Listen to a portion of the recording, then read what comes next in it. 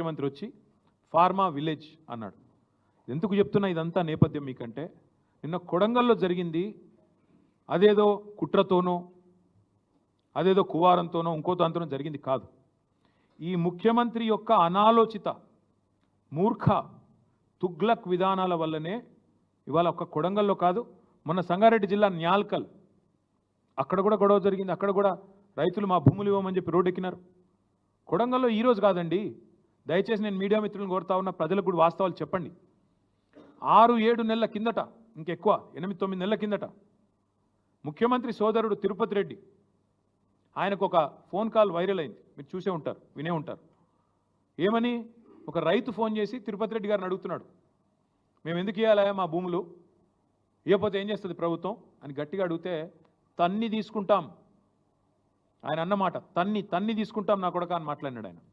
ఉంది, వైరల్ ఉంది, ఆ వీడియో ఆడియో తీయండి, తప్పకుండా వినండి. అంటే ఇది 6-7-8 నెలల నుంచి నడుస్తున్న కథ, రగులుతోంది కొడంగల్. మధ్యలో రైతులు ఒక్కసారి కాదు, అన్ని పార్టీల దగ్గర పోయినారు. మా కాడికి కూడా వచ్చినారు, ఇక్కడనే నా దగ్గర కూడా వచ్చి నన్ను కూడా కలిశారు. తర్వాత బీజేపీ ఆఫీస్కి పోయినారు, అందరి దగ్గర పోయినారు, ముఖ్యమంత్రి గారిని కూడా కలిసినారు. కలిసి చెప్పినారు, సార్ ఇది మంచిది కాదు, విరమించుకోండి. మొత్తం లంబాడ రైతులు, అక్కడ గిరిజన రైతులు, గిరిపుత్రులు, వాళ్ళందరూ పోయి అడిగినారు.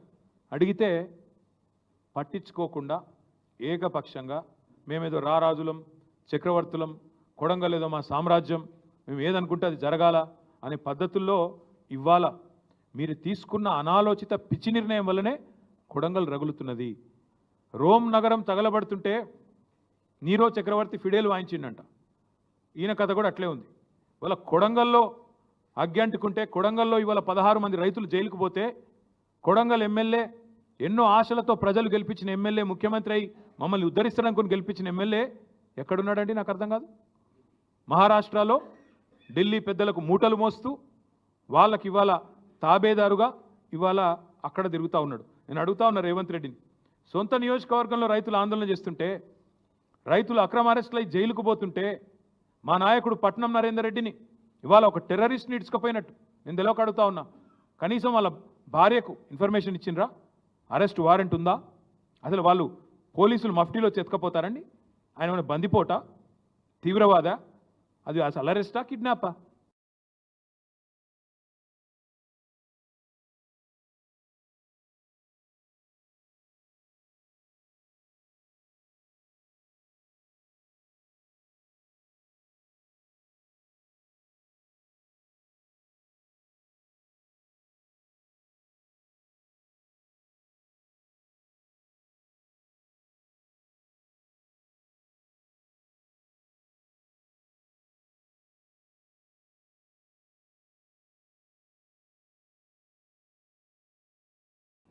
ఇష్టం వచ్చినట్టు ఇంటికి వస్తావా, దుద్యాలకు వస్తావా, ఎక్కడికి వస్తావరా, వచ్చి కూర్చో, రైతులకు చెప్పు, నీ ఆలోచన వల్ల జరుగుతున్న లాభం ఏందో చెప్పు.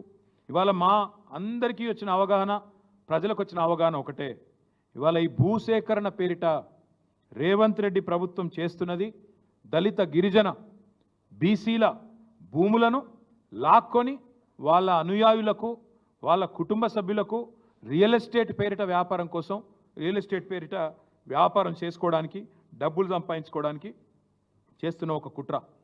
ఇది కాంగ్రెస్ ప్రజాపాలన కాదు, ఇందిరమ్మ రాజ్యం కాదు, ఇందిరాగాంధీ ఎమర్జెన్సీ రాజ్యాన్ని తలపిస్తున్న పరిస్థితి. ఎందుకంటా ఉన్న ఈ మాట అంటే ఊరికే అనట్లేదు. ఇంటర్నెట్ తొలగించినారు, ఇంటర్నెట్ మీద పాబంది పెట్టినారు. It is against the supreme court order. Anuradha Bhasin versus government of India, ఆ కేసులో సుప్రీంకోర్టు ఆర్డర్ ఉంది. ఇంటర్నెట్ అట్లా నిషేధించడం అనేది కరెక్ట్ కాదు అని చెప్పి supreme court order, violation of supreme court. అదే మాదిరిగా నేను అడుగుతా ఉన్నా, ఏ రూల్ ప్రకారం ఇవాళ మా నరేందర్ రెడ్డి గారిని అరెస్ట్ చేశారండి? ఏ రూల్ ప్రకారం ఎత్తుకుపోయినారు, ఆయన కిడ్నాప్ చేసినారు? ఇవాళ ఆ రాజ్యాంగం ఏందో మేము కూడా అడుగుతా ఉన్నాం. ఇవాళ పేపర్లో చూస్తే నిజంగా బాధ అనిపించింది. ఆ రైతులను వాళ్ళు ఏదో తీవ్రవాదులు అన్నట్టు, పాపం వాళ్ళను వాళ్ళ ఇళ్ల మీద పడి, ఇళ్లలో లేకపోతే పొలాల మీద పడి, తెల్లారి అరెస్ట్ చేసిన ఒక రైతు కొడుకు పుట్టినరోజు, ఇవాళ ఆ తల్లి ఆ కొడుకు ఇద్దరు ఏడుస్తూ ఉన్నారు. ఒక కూతురికి అన్నప్రాసన, ఈరోజు ఆయనను దూరం చేసినారు. ఒక తల్లికి వైద్యం చేయించాల్సిన రైతు, ఆయన ఎత్తుకపోయినారు ఆ కొడుకుని. పరీక్షలు రాయాల్సిన పిల్లోని కూడా అరెస్ట్ చేసింది ఈ ప్రభుత్వం. అందుకే నేను అంటా ఉన్నా, ఇది మానవత్వం మరిచిన ప్రభుత్వం, మట్టి మనుషుల మీద క్రూరత్వాన్ని చూస్తున్న వికృత ఒక ప్రభుత్వం ఈ ప్రభుత్వం. ఈ భూదాహం ఏదైతే ఉందో నేనేదో ఓకే నిరాధారంగా చెప్పట్లేదు. ఏం జరుగుతూ ఉంది ఇవాళ అంటే ఈ రాష్ట్రంలో ఇదొక్కసారి మీరు చూడండి. ఇదొక ఫార్మా కంపెనీ, మొన్న ఈ మధ్యనే పుట్టింది, మ్యాక్స్ బిఎన్ ఫార్మా కంపెనీ. దీని పేరు మ్యాక్స్ బిఎన్ ఫార్మా కంపెనీ. పుట్టింది ఇంకా 3-4 ఏళ్ళు అయినట్టుంది, 3-4 కాలే, సారీ 2020లో పుట్టినట్టుంది. Date of incorporation 2020. ఇందులో ఎవరున్నారా అంటే దీని main director, promoter Satyanarayana Reddy Goluguri. Satyanarayana Reddy Goluguri వీళ్ళెవరు? రేవంత్ రెడ్డి గారి అల్లుడు, రేవంత్ రెడ్డి గారు పిల్లనిచ్చిన అల్లుడు సత్యనారాయణ రెడ్డి గొలుగూరి. ఈ మ్యాక్స్ బిఎన్ ఫార్మా కంపెనీ విస్తరణ కోసం ఈ ఫార్మా విలేజ్లలో భూములు తీసుకొని దానికి అనుగుణంగా వాళ్ళ విస్తరణ కోసం సహకరించడానికే ఇదంతా చేస్తూ ఉన్నారు. ఇంకొక మాట, ఇందులోనే ఇదే మ్యాక్స్ బిఎన్ ఫార్మా కంపెనీలో ఇంకొక ఆయన ఉన్నాడు డైరెక్టర్, ఆయన పేరు అన్నం శరత్. ఈ అన్నం శరత్ అన్నట్టు అనేది కూడా ఇంట్రెస్టింగ్ ఇది ఉన్నది. మ్యాక్స్ బిఎన్ ఫార్మా కంపెనీ ఏమో వాళ్ళ అల్లుడు గారిది, అందులోనే ఇంకొక ఆయన ఉన్నాడు అన్నం శరత్. అన్నం శరత్ ఎవరు అంటే సహృదయ హెల్త్ కేర్ ప్రైవేట్ లిమిటెడ్ అనే కంపెనీలో కూడా ఆయన డైరెక్టర్. సహృదయ health care. ఆ సహృదయ హెల్త్ కేర్ అన్నం శరత్ ఎవరంటే ఒక గీన ముఖ్యమంత్రి పక్కన నిలబడ్డా, ఆయన ముఖ్యమంత్రి పక్కన నిలబడ్డాడు. ముఖ్యమంత్రి గారు మొన్న మెడికవర్ అనే ఒక హాస్పిటల్ ప్రారంభోత్సవానికి వరంగల్కు ప్రత్యేకంగా పోయినారు. వరంగల్ ఎంజీఎం హాస్పిటల్కి పోలేదు. వరంగల్లో రైతులు పత్తి కొట్టలేకపోతే పత్తి రైతులు ఏడుస్తుంటే అక్కడ పోలేదు. వరంగల్ ఎంజీఎం హాస్పిటల్లో 6 గంటల కరెంటు పోతే పట్టించుకోలేదు. కానీ ఒక ప్రైవేట్ హాస్పిటల్ మెడికవర్ హాస్పిటల్ ప్రారంభోత్సవానికి ముఖ్యమంత్రి గారు హెలికాప్టర్లో పోయినారు. ఎందుకబ్బా ఈయన మీద ఇంత ప్రేమ అని మేము తవ్వి చూస్తే ఈ అన్నం శరత్ అంటే ఆయనే గొలుగూరి సత్యనారాయణ రెడ్డి అని ముఖ్యమంత్రి గారు అల్లుడు, ఇద్దరు co directors Max BN pharma company. Medicover hospital ఏదైతే ఉన్నదో నాకు తెలిసినంత వరకు, నాకున్న అవగాహన ఉన్నంత వరకు రేవంత్ రెడ్డి గారి వ్యవహారం మనందరం కూడా చూస్తూ ఉన్నాం కాబట్టి మొన్న ఒక యూనిట్ పెట్టింది బెంగళూరులో, దాన్ని స్వయంగా డీకే శివకుమార్ గారు పోయి ప్రారంభించినారు. మరిగా దాని వెనకాల ఉన్నదెవరో, ఆ మెడికవర్ హాస్పిటల్ అక్కడ ఉన్నది ఎవరిదో కూడా ప్రజలు అర్థం చేసుకుంటారని ఇదంతా చెప్తా ఉన్నా. ఎందుకు చెప్తా ఉన్నా ఈ అన్ని వివరాలు ఇంత వివరంగా అంటే ఇవాళ ఫార్మా విలేజ్ల పేరిట జరుగుతున్న వికృత భూసేకరణ ప్రక్రియ ఏదైతే ఉన్నదో, ఇది మన ఆయన డీకే శివకుమార్ గారు అక్కడ మెడికవర్ ఓపెన్ చేసిన ఫోటో ఏది బెంగళూరులో, మళ్ళీ అక్కడ ఇదే అన్నం షరతు, ఇక మిగతా వాళ్ళు, ఇక మీకు అర్థమై ఉంటుంది కథ అంతా కూడా ఏం జరుగుతూ ఉంది. Medicover hospital, Max BN pharma, ఎందుకు ఫార్మా విలేజీలు, ఎందుకు ఉన్న ఫార్మాసిటీ రద్దు చేసి రాష్ట్రం అంతటా ఫార్మా విలేజ్లు పెట్టాలనే వికృతమైన ఆలోచనలు మీకు అర్థం అయ్యే ఉండాలి. ఇక్కడ ఇంకొక మాట కూడా నేను గుర్తు చేస్తా ఉన్నా మీకు. ఇవాళ విచిత్రం ఏంటంటే ఇదేదో నిన్ననే పుట్టిన సమస్య అన్నట్టు సురేష్ అనే రైతు 7 ఎకరాల అనేది పోతా ఉంది. ఆయన ఇన్సిడెంటలీ టీఆర్ఎస్ నాయకుడు, ఎస్ టీఆర్ఎస్ నాయకుడే. ఆయనది కూడా 7 ఎకరాల భూమి పోతోంది. 7 ఎకరాల భూమి పోతుంటే, విలువైన భూమి పోతుంటే ప్రభుత్వం 30-40 లక్షల ఎకరాలు విలువ చేసే భూమిని 3-4 లక్షలకు గుంజుకుంటా అంటే కడుపు మండదా? అడగద్దా? ఆయన ఏమైనా కొట్టిండా, దాడి చేసిండా? మర్యాదగా ఆంగ్లంలో నేను చూసిన మొత్తం వీడియో, ఇక్కడికి వచ్చేమో చూసుకునే వచ్చిన, మర్యాదగా ఆ కలెక్టర్ పేరు ప్రతీక్ జైన్కు తెలుగు వస్తుందో రాదో అన్న ఉద్దేశంతో హిందీలా ఇంగ్లీష్లా సురేష్ మంచిగా సంజాయించి చెప్తున్నాడు. సార్ అట్లా కాదు, ఇట్లా మీరు ఎందుకు తీసుకుంటున్నారు అని సంజాయించి చెప్పిండు తప్ప దాడి చేసిండా? చాలా పద్ధతిగా, సార్ భూసేకరణ అక్కడైతే మీటింగ్ ఇక్కడ ఎందుకు పెడుతుంది సార్, మీరు రైతులను కలవండి సార్, చాలా మర్యాదగా సంయమనంతో సురేష్ గారు మాట్లాడినారు. ఇవాళ సురేష్తోని మాట్లాడుడే తప్పట. మా పార్టీ నాయకునితో, మా పార్టీ ఎమ్మెల్యే ఎక్స్ఎమ్మెల్యే మాట్లాడితే తప్ప అంటే సురేష్తో మాట్లాడితే పట్నం నరేందర్ రెడ్డి కేసు. అసలు సురేష్ దాడే చేయలేదు. సురేష్ కడుపు మండి అడిగిండు. ప్రజాస్వామ్యంలో నేను అడుగుతా ఉన్నా ఈ ముఖ్యమంత్రిని, ప్రజాస్వామ్యంలో ఇవాళ ముఖ్యమంత్రి గారికి నేను గుర్తు చేస్తా ఉన్నా, ప్రశ్నించే గొంతు అనే కదా నువ్వు కూడా గెలిచింది. ప్రశ్నించే గొంతు అనే కదా మల్కాజ్గిరిలో ప్రశ్నించే గొంతునైతా అదైతా ఇదైతా నువ్వే కదా మొదలుపెట్టింది. ఇవాళ మరి రాజ్యాంగమే కల్పించిన హక్కు ప్రశ్నించడం, ప్రజాస్వామ్యంలో ప్రజలు ప్రశ్నించాలి అనేది ఒక మాట. ఇది కూడా చూడండి మీరు, తిరుపతి రెడ్డి గారు ఈయన రైతులు అందరినీ కలిసిరండి. ఒక కేటీఆర్నే కలవలేదు, నరేందర్ రెడ్డిని కలవలేదు, అందరినీ కలిసిండ్రు. కొడంగల్ రైతులు తిరుపతి రెడ్డి దగ్గర మొరబెట్టుకున్నారు, ఎందుకంటే ముఖ్యమంత్రి కలవాడు కదా, ముఖ్యమంత్రి బిజీ. ఇక్కడ తిరుపతి రెడ్డి కూడా ఉన్నాడు, కలెక్టర్ కూడా ఉన్నాడు. సబ్జెక్ట్ ఏంటంటే రైతులందరినీ కలిసిండ్రు, ప్రతీక్ జైన్ని కలిసిండ్రు, కలెక్టర్ని కలిసి మొరబెట్టుకున్నారు, తిరుపతి రెడ్డిని కలిసి మొరబెట్టుకున్నారు, మా భూములు కాపాడండి అని చెప్పినారు.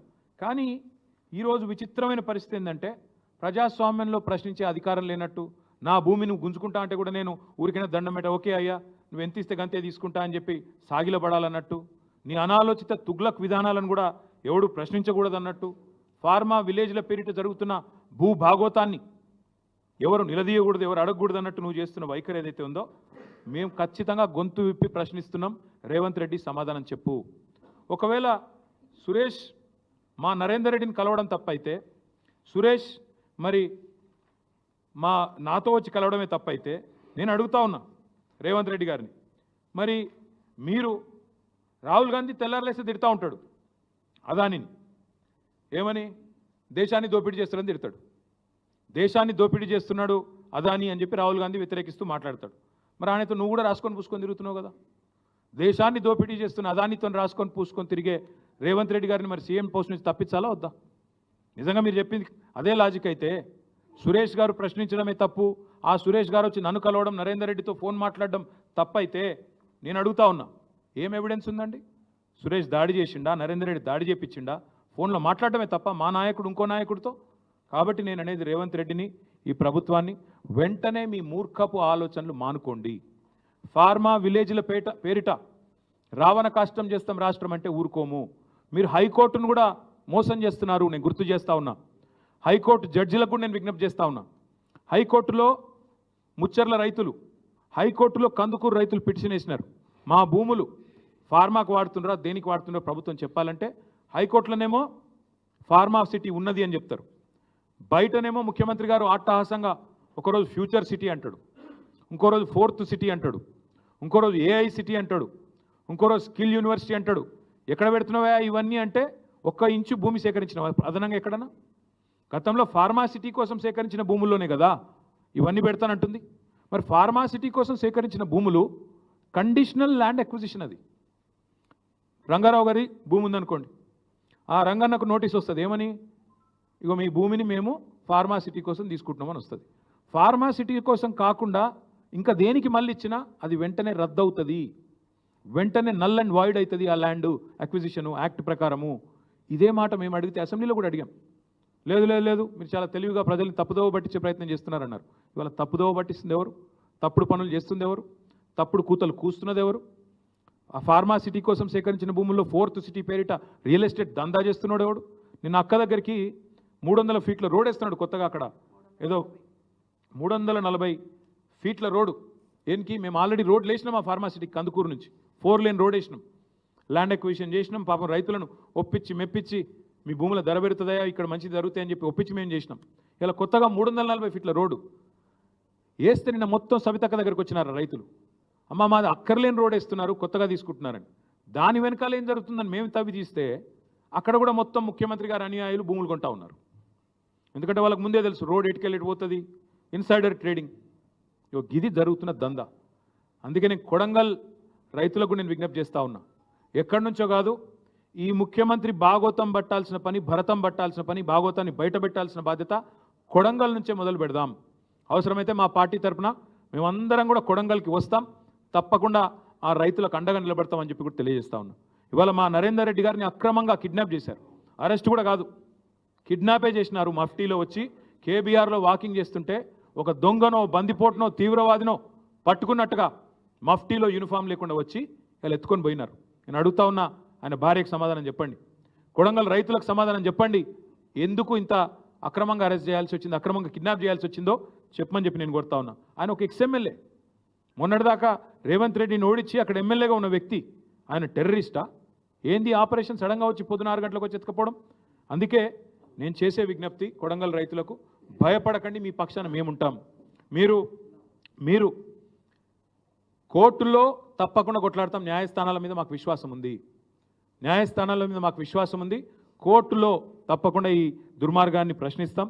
ఇప్పటికైనా ముఖ్యమంత్రి గారు కూడా వెంటనే ఈ ఆలోచన, మూర్ఖపు ఆలోచన మానుకోవాలని చెప్పి కూడా విజ్ఞప్తి చేస్తూ ఉన్నాం.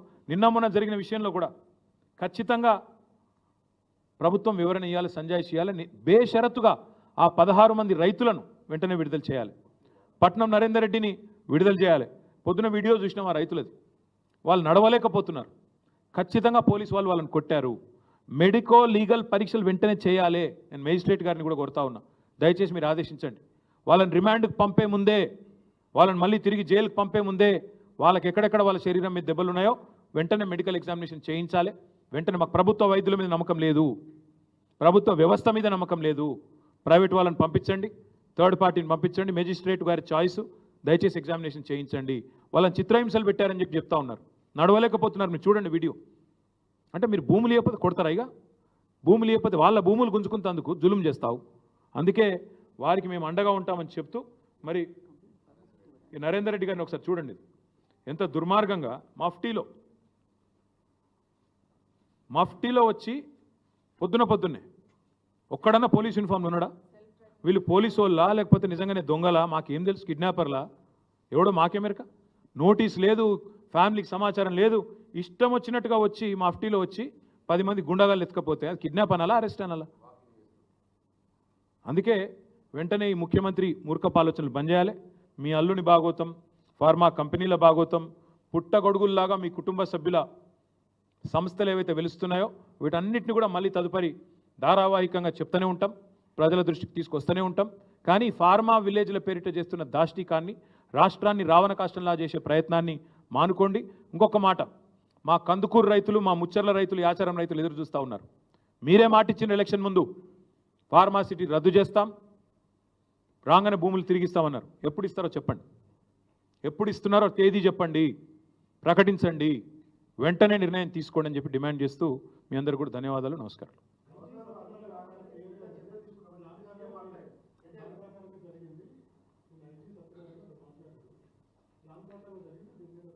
నిజంగా చెప్పాలంటే ఈ ప్రభుత్వము, ఈ తుగ్లక్ ముఖ్యమంత్రి యొక్క అనాలోచిత విధానాల వల్ల అధికారులు బలైతూ ఉన్నారు. నేను ఐజీ గారిని కూడా కోరుతా ఉన్నా, ఐపీఎస్ ఐఏఎస్ అధికారులను కూడా కోరుతా ఉన్నా, మీరు దయచేసి ప్రభుత్వ కుట్రలో మీరు అనవసరంగా బలి కాకండి, బలి పశువులు కాకండి.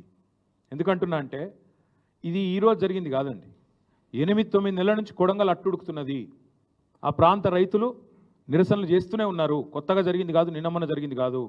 వీళ్ళ దుర్మార్గం, పిలిచి మాట్లాడలేని కుసంస్కారం. ప్రజాస్వామ్యంలో పిలిచి మాట్లాడరండి. మా ప్రభుత్వం ఉన్నప్పుడు కూడా భూసేకరణలో చాలా చోట్ల పంచాయతీలు వచ్చినాయి, పిలిచి మాట్లాడలేదు. మల్లన్న సాగర్లో, కొండపోచమ్మ సాగర్లో అక్కడ సమస్యలు వస్తే వెంటనే ముఖ్యమంత్రి గారు, ఆ జిల్లా మంత్రి గారు రైతుల దగ్గర పోయి పిలిచి మాట్లాడి ఒప్పించి మెప్పించి ఆ కలెక్టరు తనలాడి మొత్తానికి చేసినాం. కోర్టుకు పోతే కోర్టులో కూర్చొని కోర్టును సంజాయించి అక్కడ బెస్ట్ పరిహారం ఇచ్చి కడుపులో తలబెట్టి మీకు జరిగే లాభాన్ని వివరించి మొత్తానికి అల్టిమేట్గా ప్రాజెక్ట్ పూర్తి చేసినాం. అట్లుంటుంది. కానీ ప్రభుత్వం అంటే నువ్వు ఇస్తావా సస్తావా, తిరగబడరా? పిల్లిని కూడా రూమ్లేసి కొడితే మరల పడదా? 9 నెలల నుంచి ప్రభుత్వానికి టైం లేదండి. ముఖ్యమంత్రి గారు సొంత నియోజకవర్గంలో కలెక్టర్ గారికి టైం దొరకలేదు, తిరుపతి రెడ్డికి టైం లేదు, ముఖ్యమంత్రికి టైం లేదు. ఏం చేస్తున్నారు అందరూ? రియల్ ఎస్టేట్ దందాల్లో బిజీగా ఉన్నారా? అందుకే అంటున్నా నేను, కుట్ర జరిగింది అంటే నిజంగా చెప్పాలంటే ఒక అడుగు ముందుకేసి చెప్తా ఉన్నా. మేము కూడా చూసినాం వీడియో నిన్న. నేను ఇంకొకటి అడుగుతా బ్రదర్, ఐజీ ఎట్లా మాట్లాడుతున్నా నాకు అర్థం కాదు. దాడి జరిగిందని కలెక్టర్ చెప్తుండే, దాడి జరగలేదు అంటుండు. కలెక్టర్ దాడి జరగలేదు అంటాడు, దాడి అనద్దానిలే, దాడి జరగలేదు అన్నాడు. నాకేం కాలేదు, దాడి జరగలేదు అన్నాడు ఆయన. మరి ఈయన దాడి జరిగిందని ఎట్లా చెప్తాడు? ఒక జిల్లా కలెక్టర్ ఏమో దాడి జరగలేదు అంటాడు, దాడి ఏం కాలేదంటాడు. ఈయన దాడి జరిగిందంటాడు. కుట్ర ఎక్కడిది అప్పుడు? ఇంకొక అడుగు ముందుకేసి చెప్తున్నా నేను. మేము కూడా చూస్తున్నాం అసలు ఇది నిఘా వ్యవస్థ వైఫల్యం. కలెక్టర్ను మరి ఆయన గన్మెన్లు ఎడవేయినరు, పోలీసులు ఎడవేయినరు. ఏమైనా జరిగితే వెంటనే ముందు ఆపాల్సిన ఎక్కడ పోయినరా? నేను ఒక్కడు కనబడలేదు.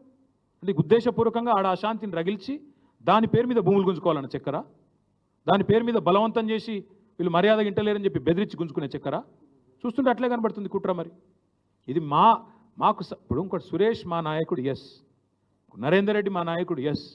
మరి సురేష్ భూమి పోతుంది, కొట్లాడా సురేష్? అడగద్దా? నోరు మూసుకొని కూర్చోవాలన్నా? తప్ప అది కూడా? సురేష్ నన్ను వచ్చి కలిస్తే తప్ప? వాళ్ళ పార్టీ వర్కింగ్ ప్రెసిడెంట్ నేను, నాకు కాకపోతే ఇంకోని చెప్పుకుంటాడు. వచ్చిండు చెప్పుకున్నాడు, ఆయన ఒక్కడు రాలే. 50-60 మంది రైతులు వచ్చిండ్రు. ఇక పెడతాడు ఐజీ గారు, మా మీద కేసు పెడితే పెట్టమని. నేను ఎందుకు వద్దంట? సురేష్ నన్ను వచ్చి కలిసిడే తప్పైతే నా మీద కూడా కేసు పెట్టమని. నేను ఎందుకు వద్దంట? పెట్టుకో. మొన్న 40 నిమిషాలు చెప్పిన, కాగా సీఎం వాడు పిచ్చోడు 40 నిమిషాలు చెప్పిన ఇంకెన్నిసార్లు చెప్పాలి నాకు అర్థం కాదు. 40 నిమిషాలు వివరంగా చెప్పిన ఏం చేస్తావో చేసుకో అని చెప్పిన ఇంకేం చెప్పాలి ఎన్నిసార్లు చెప్పాలి. ఏం ఫార్ములా అయ్యి మనకి తెలిసిన ఒకటే ఒక ఫార్ములా రియల్ ఎస్టేట్ ఫార్ములా, అది తప్ప ఇంకేం ఫార్ములా తెలియదు. ఆ రియల్ ఎస్టేట్ ఫార్ములా బ్యాగులు మోసే ఫార్ములా ఈ ఫార్ములాలు తప్ప వేరే ఫార్ములాలు అర్థం కావు. అది ఫార్ములా అయ్యి అంటే తెలుసా ఆయనకి ఏమన్నా ఏం తెలుసు ఏం మాట్లాడతాడు ఊకే ఒకటేనా. ఇక ఇంకోటి బ్రదర్ నేను ఇంకోటి యాద్ చేస్తున్నా మీకు 11-12 నెలల్లో మీకు కూడా బోర్ కొట్టాలి. అరే ఓ రోజు కాళేశ్వరం స్కాము, ఓ రోజు ట్యాపింగ్ స్కాము, ఓ రోజు డ్రగ్స్ స్కాము, ఓ రోజు ఇంకో స్కామ్, ఇవేనా ఊకే కథలుగా. రైతులేంది వాళ్ళ గోసేంది భూములు గుంజుకునుడేంది రైతు బంధు ఎగ్గొట్టుడేంది తులం బంగారం ఏడవాయే 6 గ్యారెంటీలు ఏడదొచ్చినాయి. దీని గురించి అడుగుడు లేదా మీడియా కూడా. మేము తేరగా దొరికినా మమ్మల్ని అడుగుతారు వాని ఎందుకు అడుగుతలేరు. మీరు ఎవరు బ్రదర్? ఓకే మేము అగ్రెసివ్ పోతలని నువ్వు అంటున్నావు, ఎక్కువ తక్కువ మాట్లాడుతున్నావు నాళ్ళు అంటారు. మరి మేమేం చేయాలి? కేసులు పెట్టవాటి మేము అగ్రెసివ్ బ్రదర్ మీరు పొమ్మంటే ఇంతకంటే ఎక్కువ అగ్రెసివ్ పోతాం. కానీ మీకు కొద్దిగా మా మీద నిరుత్సాహం ఉన్నట్టుంది, ఇంకా అగ్రెసివ్ పోతాం తొందరపడదు. ఓకే ఓకే డెఫినెట్గా మా పార్టీ తరఫున లగిచెర్ల పోతాము, తప్పకుండా రైతులకు అండగా నిలబడతాము. నిన్న మా నాయకులు మధుసూనాచారి గారు, శ్రీనివాస్ గౌడ్ గారు, మా పట్నం నరేందర్ రెడ్డి, అవినాష్ రెడ్డి గారు వీళ్ళందరూ పోతే, మా ఎమ్మెల్సీలు నవీన్ కుమార్ రెడ్డి గారు అందరూ పోతే అరెస్ట్ చేశారు. తప్పకుండా పోతాం. ఆ లగిచెర్ల రైతులకు మేము అండగా ఫిజికల్గా నిలబడతాం, ప్రత్యక్షంగా ఉంటాం. వాళ్ళు న్యాయస్థానాల్లో కూడా వాళ్ళకి న్యాయం జరిగేదాకా కొట్లాడతాం. అది కూడా చెప్తున్నాను. ఇలా ఒకటి మాత్రం పక్క, పీడిత వర్గాల పక్షాన ఎవరైతే అణగారిన వర్గాలు ఉన్నారో వాళ్ళ పక్షాన మేము నిలబడతాం. అక్కడ ఉన్నదంతా గిరిజన రైతులు, వాళ్ళ భూములు పోతున్నాయని మొత్తుకుంటుందంతా ఇవాళ లంబాడ రైతులు, వాళ్ళ కండగా మేము ఖచ్చితంగా నిలబడతాం. నేను చూసిన LHPS వాళ్ళు కూడా స్టేట్మెంట్ ఇచ్చారు, నేను స్వాగతిస్తున్నా. లంబాడ హక్కుల పోరాట సమితి నాయకులు కూడా స్టేట్మెంట్ ఇచ్చారు, నేను వెల్కమ్ చెప్తున్నా. వాళ్ళకు కూడా నేను తప్పకుండా వాళ్ళని కూడా కలుస్తా, వాళ్ళతో కూడా మాట్లాడతా, వాళ్ళ కండగా నిలబడతా, మా పార్టీ నిలబడతా. ఇంకొక మాట మీరు ఒకటి చూడండి దయచేసి, ఇది ఒకటి చాలా ఇంపార్టెంట్ పాయింట్ మా వెంకటేష్ గారు గుర్తు చేస్తున్నారు. ఒక రైతుని నేను ఇంటర్వ్యూ ఇచ్చిండు అక్కడ. ఇలా ఒక బీఆర్ఎస్ వాళ్ళే లేవు, కాంగ్రెస్ వాళ్ళ పొలాలు ఉన్నాయి, బీజేపీ వాళ్ళవి ఉన్నాయి, అందరి ఉన్నాయి, పొలాల కాడ పార్టీలు ఏందా అని చెప్పి ఒక పెద్ద మనిషి రైతు, మీరు చూడండి వీడియో. ఇక మెజారిటీ కూడా కాంగ్రెస్కి వచ్చిందట ఆ ఊళ్ళో. మరి ఎనీవే థ్యాంక్ యూ, మళ్ళీ ఒకసారి థ్యాంక్ యూ. ఈ ఫార్మా విషయంలో మాత్రం తప్పకుండా ఎస్ ఈమని భయ్ నేను వద్దన్నా. నేను మళ్ళీ ఇన్నిసార్లు చెప్పాలి అదే ముచ్చట. అది కాదు, నేను ఒక్క మాట అడుగుతా రాకేష్, నేను పోయి కేంద్ర మంత్రిని కలిస్తేనేమో బీజేపీలతో కాళ్ళబేరాలి. మరి నువ్వు గవర్నర్ కూడా బీజేపీడే కదా, నువ్వు గవర్నర్ కలవచ్చుగా, నేను కేంద్ర మంత్రిని కలవద్దా? అంటే నువ్వు గవర్నర్ కలిస్తే కూడా బీజేపీతో కాళ్ళబేరానికి పోయినావా? నేను అడుగుతున్నా. బీజేపీ గవర్నర్ నిన్నమన్నట్టు దాకా బీజేపీ మంత్రి కదా త్రిపురలో, మరి ఆయన కూడా బీజేపీడే కదా, బ్లడ్ అయితే అదే కదా, మరి ఆయన కలిసి ఈయన కూడా కాళ్ళబేరానికి పోయినట్ట. అయ్యా అదానీని కాళ్ళు ఎందుకు మొక్కిరు చెప్పుర్రి, అదానీ కాళ్ళు మొక్కి మీరు ఈడీ రైడ్ల సంగతి ఏందో చెప్పు. అది చెప్పు భయ్, నా మీద ఏ ఎంక్వైరీ చేస్తావు వేసుకో. నేను చెప్పిన మీరు ఇంకా మీ ప్రెస్ కూడా దయచేసి ఒక్కసారి, నేను మలేషియా పోయినో లేదో కూడా చూసుకోవాలి కదా భయ్. మీరు పోకముందే పోయిండని రాస్తే ఎట్లా? మీరు మా అన్న పోయిండు నేను పోలే, అరే ఆయన పోతే నన్ను కన్ఫ్యూజ్ అయితే ఎట్లా? ఇట్లా ఆయన గడ్డ ముందు నాకు లేదు, అది కూడా చూడరా మీరు ఆఖరికి. నేను పారిపోయినాను రాస్తారు, ఎందుకు పారిపోతా పోయి నాకు అర్థం కాదు. ఢిల్లీకి పోతే నేను ఎందుకు పోయినా? అమృత్లో రేవంత్ రెడ్డి బామ్మర్ది భాగవతం చెప్తేందుకు పోయినా, అది కూడా తప్పేనా? పక్కా బామ్మర్దుల భాగవతాలు, అల్లుళ్ళ భాగవతాలు, రేవంత్ రెడ్డి గారి అన్నదమ్ముల భాగవతాలు, కొండల్ రెడ్డి, తిరుపతి రెడ్డి, జగదీష్ రెడ్డి, అనుముల కుటుంబం యొక్క కుంభకోణాలు, గొలుగూరి కుటుంబం కుంభకోణాలు, ఇవన్నీ బయట పెడతానే ఉంటాం. మీరు రాస్తూనే ఉండరు దయచేసి, మీరు రాసుడు పని ఎక్కువ. Thank you.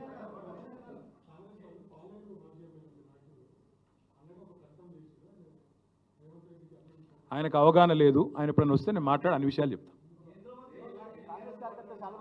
ఏమంటారు? అదే ప్రోగ్రాంలో రేవంత్ రెడ్డి గారు ఇంకో మాట చెప్పిండ్రు, T hub and startup policy of Telangana is the best policy in India అని కూడా చెప్పిండు. ఇక నేను ఏమంటున్నా అంటే రేవంత్ రెడ్డి ఎక్కడేం మాట్లాడతారో ఎవరికి తెలియదు, కానీ కొడంగల్ గురించి మాట్లాడదాం. ఇంకో రోజు మాట్లాడుకుందాం, ఎందుకంటే మీరు మళ్ళీ రంగాల్లో అనే ఒక ఉదాత్తమైన ఆశయంతో ఆలోచనతో ఆనాటి